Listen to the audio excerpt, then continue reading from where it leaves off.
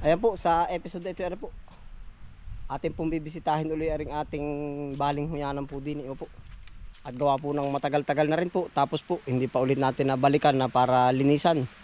Ay di update po natin yung kung anong naging ganap po ba dito. Yun, tara po, sama-sama po tayo.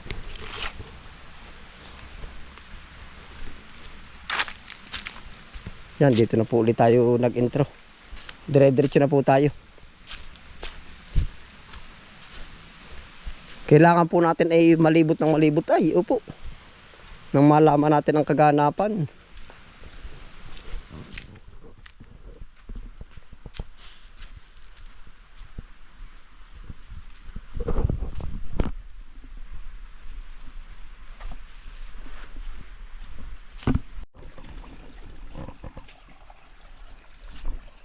Kaya pa, medyo igaan tubig, medyo maliit oh. Tapos ayun pa rin po, dating gawi, hindi pa rin po nalinis, edi pupunta po tayo sa taas. Gawa ng kamuting kahoy. Yan, ito na po ang ganap. Check natin yung mga iba po nating aktibidades din.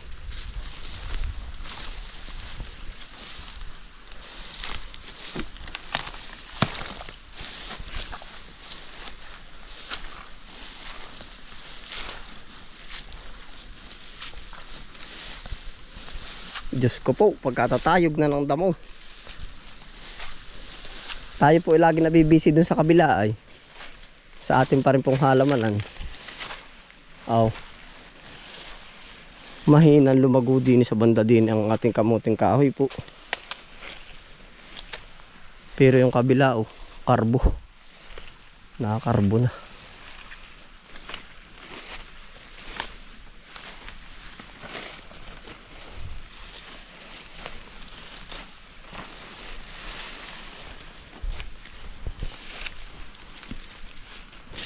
Yan, ang bilis din po ng damo. Ayan po, talagang katay na nalibang din yan. Oh. Yeah. Ang titingnan natin dito ay yung sumibol natin ha. Ano, wala na ata. Ayun oh. Payat. Hindi magkakaigi. Ari po yung pakwan. Sa kamuting kahoy po naman ayos oh. Nalago na. Yan, ari po naman yung ating mga senyoreta. Yan, pag po kayo ay ganun din, kumbaga tayo na may araw-araw din nga sa bukid. Tapos busy tayo sa ibang gawa, ay di ka na rin po nangyayaring ganap. Kumbaga pas sulyap-sulyap lang dito po. Opo. Panalo naman, tataba oh. Galing talaga ng senyoreta. Marami na tayo pagsunod na mga ano dito. Magiging paminhi po ng senyoreta. Oh. Nasaan pa dito yung meron tayo dito. Binuhos pa na buto yun oh. May nagkaigi, kaya sana may nagkaigi kahit isa. Wala din.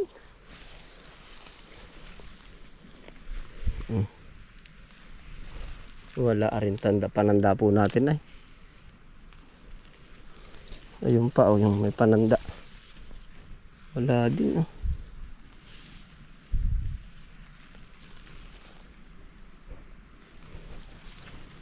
Yan na po ang naging ganap.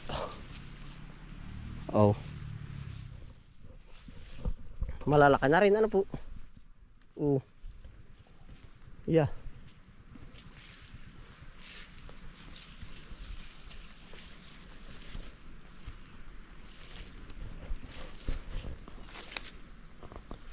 Ngayon lang po uli napasilip din eh.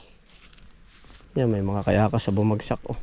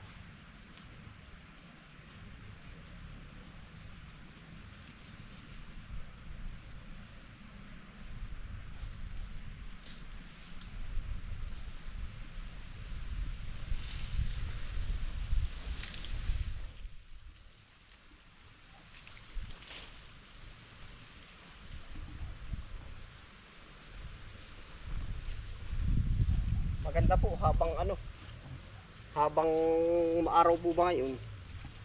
Yan oh. Lalaki na rin po oh. Yan na po ating kamuting kahoy. Nagmumukha pong kamutihang kahoy na. Noon talagang hindi mo malama turingang na kamuting kahoy eh. Yan oh. Tataba, lulusog po ito. Pagkagayto ang ano. Ito po ay wala tayong ginamit na mga pataba. Pero mataba po yung lupa natin tinaniman. Kumbaga natural yung pagkasibol niya. Panalo.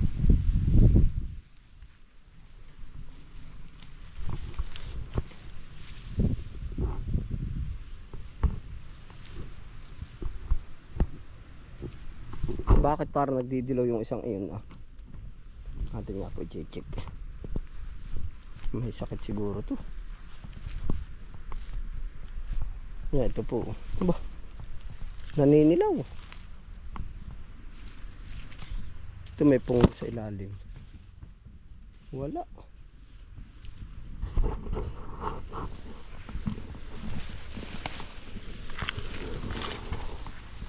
Mari kayakas.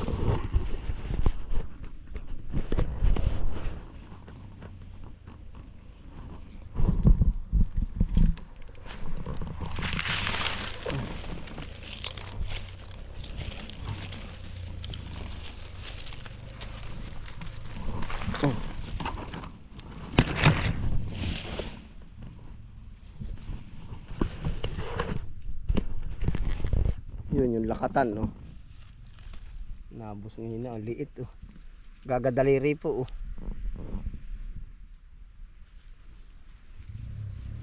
Ito naman yung mother plant. Lakatan po ito. Sumibod na may dini sa suwi oh. Ito po sa aging damo to. Ito ang hindi pa nalabas oh.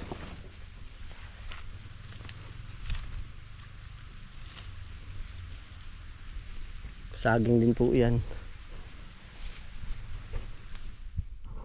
Ayan, ganito po ang magiging setup bagi kayo ay kumbaga may ibang trabaho tapos ay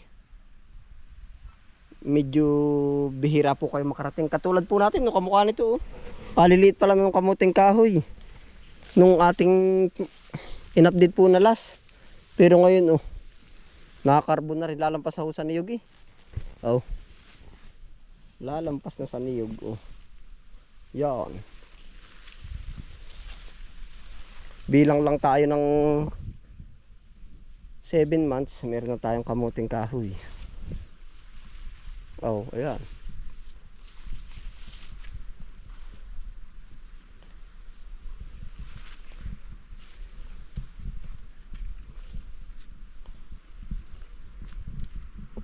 Ganda na. Ayun po, kahit po naman medyo inulit lang natin yung episode, update naman, meron na po naman na bago, yung mga halaman ang nabago ano po. Yung pagka ano niya, pagka sibol. Di pinaka-update na rin po. Yeah.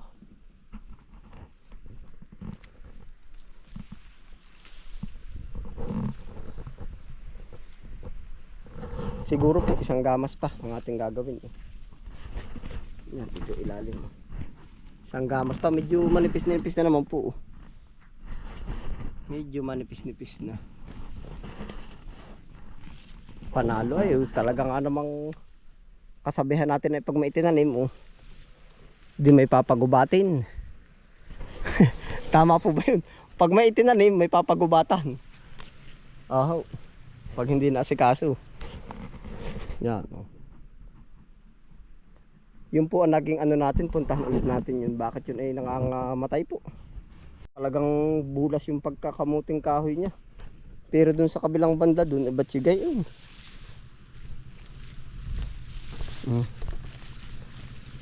Siguro sukob ng ano, sukob po ng anong tawag dun, ng mga niyog. Opo, yan pag po hindi direct sunlight yan ganito ganito po ang nangyayari pag hindi direct sunlight. Yan ito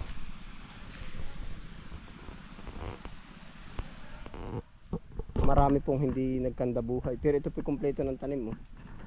Yan, kamukha po nito. Ito pa oh. Ito. Yan, hanggang doon po sa ibaba.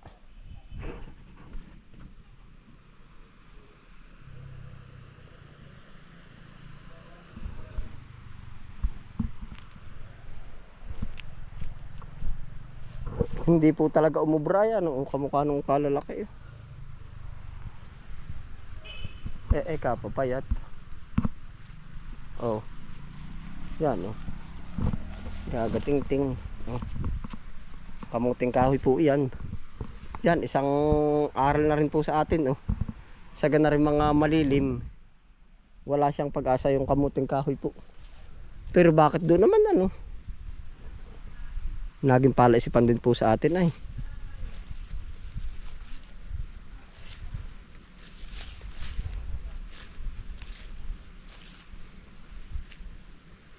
Doon sa kabilang banda doon malilim. Yung niyog po pati natin, hindi pa natin madaos.